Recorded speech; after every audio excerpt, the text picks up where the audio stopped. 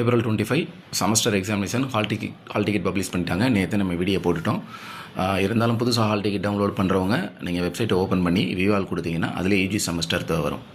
அந்த லிங்கை யூஜி மட்டும்தான், சரிங்களா? யூஜி செமஸ்டர் பேட்டர்ன் அதில் உங்களுடைய ரெஜிஸ்டர் நம்பரில் உங்களுடைய ரெஜிஸ்டர் நம்பர் அந்த கேப்சாவில் என்ன கீழே அந்த 4 டிஜிட் வந்து ஷோ ஆகுதோ அதை நீங்கள் டைப் பண்ணி சப்மிட் கொடுத்துட்டீங்க அப்படின்னா உங்களுடைய ஹால் டிக்கெட் வந்துட்டு ஷோ ஆகும்.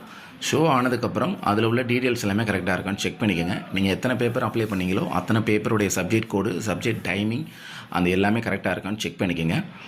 கண்டிப்பாக இந்த ஹால் டிக்கெட்டை டவுன்லோட் பண்ணி உடனே பிரிண்ட் அவுட் எடுத்துக்கோங்க. இப்போ வந்துட்டு இந்த ஹால் டிக்கெட்டில் உங்களுக்கு டாப் சைடு கார்னரில் டவுன்லோடு பிடிஎஃப் அப்படின்னு ஒரு ஆப்ஷன் கொடுத்துருக்காங்க. ஸோ நீங்கள் அதை யூஸ் பண்ணி அப்போவே டவுன்லோட் பண்ணி நீங்கள் சேவ் பண்ணி வச்சுக்கலாம்.